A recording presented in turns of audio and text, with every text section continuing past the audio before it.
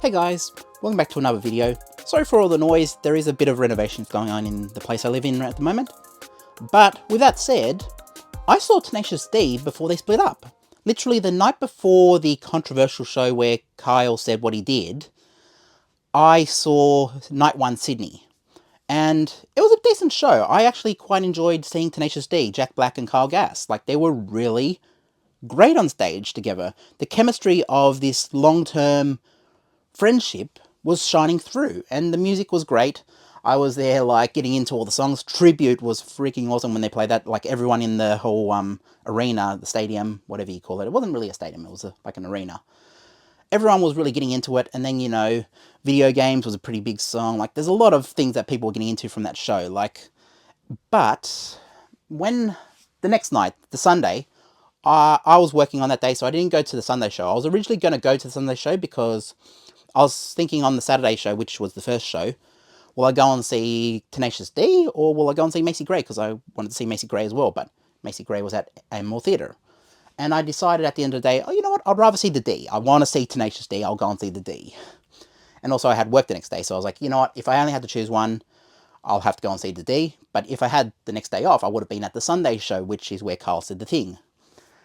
But with that said, like, was it a bit of an overreaction from Jack Black, like, to just cancel everything? Like, look, Kyle said what he did, and I understand Jack Black's standing in terms of you can't be really saying that when the America, I'm saying, is really on edge like that. It doesn't matter which side of politics you're on, you just can't be saying that when it's so delicate balance at the moment that what it is, what it is. I'm not going to comment too much on politics. Politics is your own thing. I don't care about politics at all. But, you know, I understand you can't be openly speaking about, like, not missing a candidate or whatever. I understand that is a very controversial comment. But it's also a comedy show. Like, Tenacious D is very evidently a comedy show. It's a very evident, like, the music is, like, comedy rock. So it's like, it makes sense to make a comment like that. It did trigger a few people in the crowd. Obviously, there was politicians, like, far down the ranks who said, well, let's deport him. But it wasn't the Prime Minister who said, we should deport him. It was some politician probably on the crossbench who said it or something. So it's like, I think Jack Black was trying to save his own reputation by saying, you know what, I'm the voice of Bowser.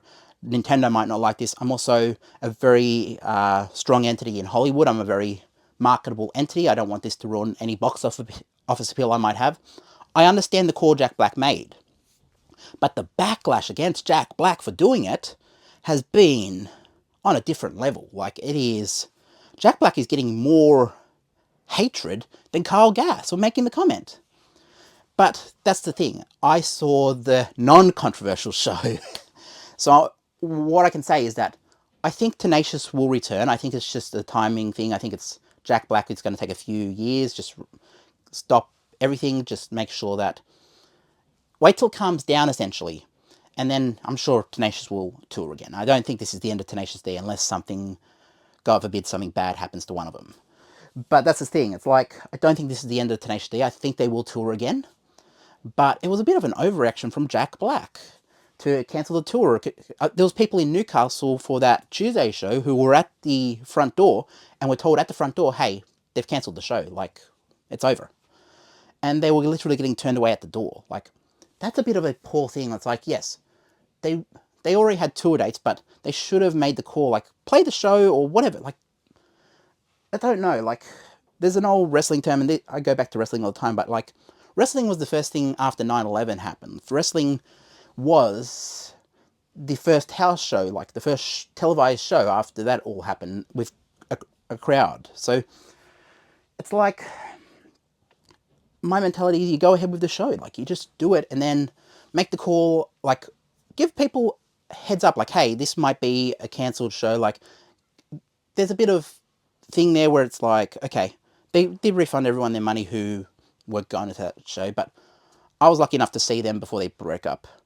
But I still think it was a bit of an overreaction. But I also understand Jack Black's decision. I understand where he stood on that, because he has such a reputation in Hollywood and such a reputation that he has to protect and that is marketable. You don't want to hurt any market share you have.